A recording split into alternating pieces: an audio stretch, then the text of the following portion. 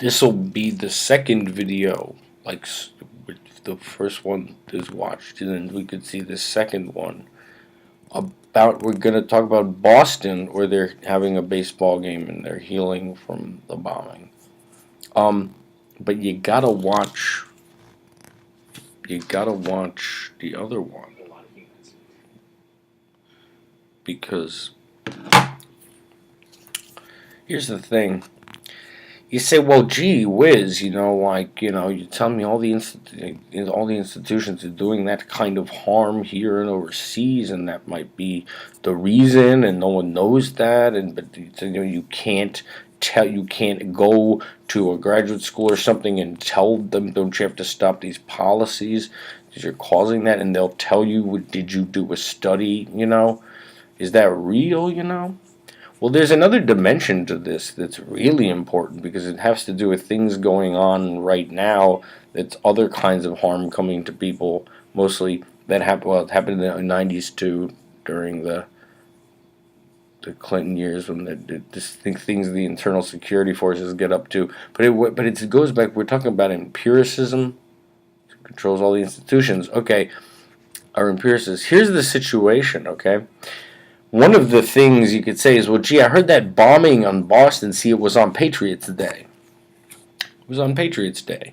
So, right, I mean, maybe it was done, by, we mentioned what was being done to our economy under these kind of policies, the mass incarceration going on. It's because of those policies, not to mention, people who don't have, food to eat and such like that, but particularly because of that mass incarceration, which was structurally induced in the '90s and gets more and more and more people. We now have a prison labor economy where people who have no rights are being, made to work for less than third world wages in prison, making computers like this, and the population of them keeps getting bigger. That's one reason we think there's still mandatory minimums.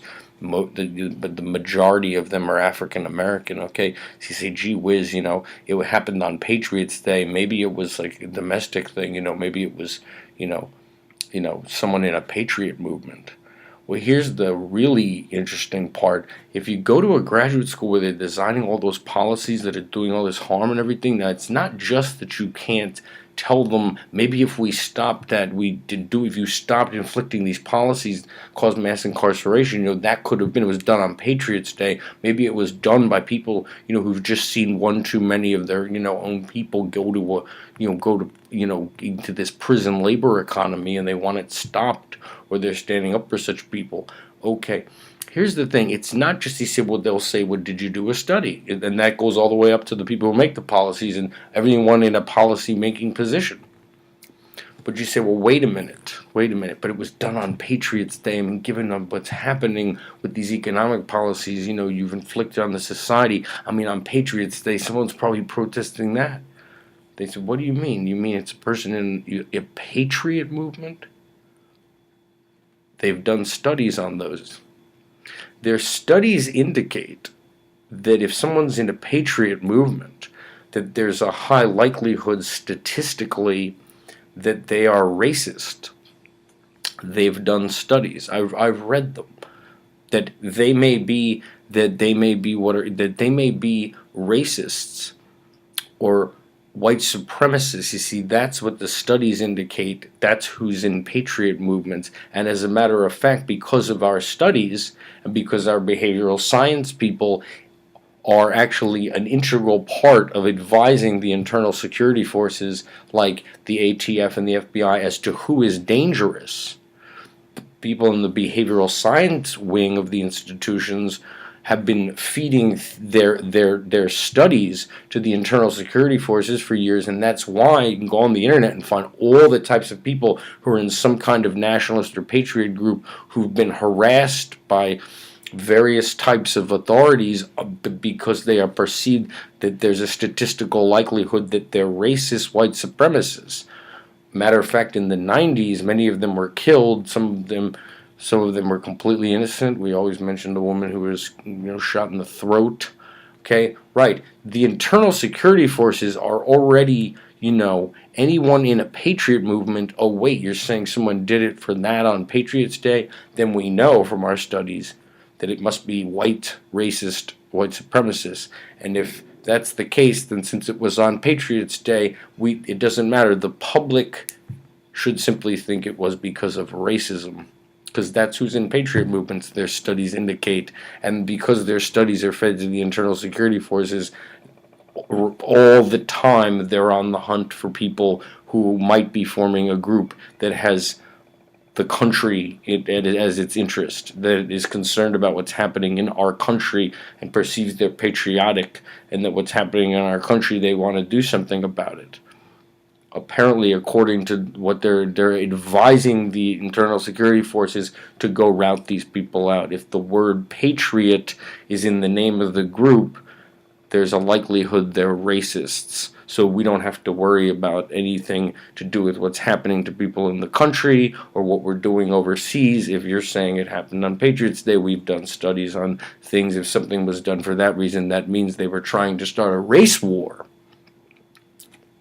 I said, but no, but that's not true. I've met, people who are in groups like that. They're not racist. They're not at all. They're concerned about what's happening in our country. I mean, and a lot of them have relatives in prison, and they know why. They don't. There's no work. A lot of them, you can't feed their, people can't feed their kids, and the husband's in prison, and this is all happening because of these policies. If I met them, no, they're not racists or white supremacists or anything like that. It's just their group is a patriot group. I met people like that.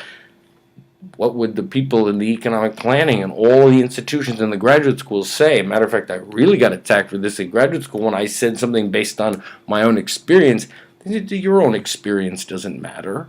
What you've seen or what you've done. If you don't have any empirical evidence, if you haven't done a study, then our studies indicate that there's a statistical likelihood if someone's in a patriot group that they're racists or white supremacists or neo-Nazis. That's what the studies indicate. Just because you've met people in different parts of the country on your own who happen to be in a group that's a patriot group, and what they're concerned about are economic issues, like economic, sovereignty over our own country to stop the harm that's coming to people.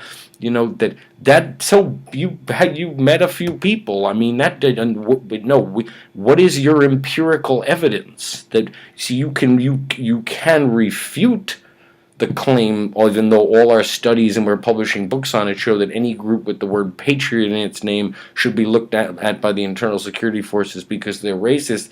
But if you have a study, well, we can look at your study and we'll take it into consideration. But remember, it's only one study. Well, I don't even know how to do a study, to use math formulas and statistics to prove that what you're doing doesn't make sense. You telling me you're sending the internal security forces and the police after anyone in a patriot group? Wait a minute. Why are you doing that?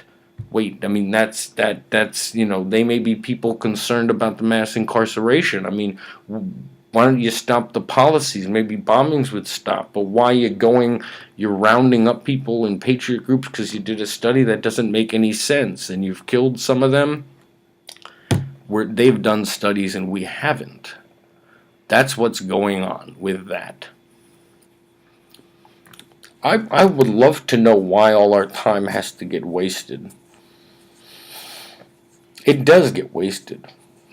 I don't know what all this is about with this nonstop psychological provocation, but I sure hope someone knows something I don't.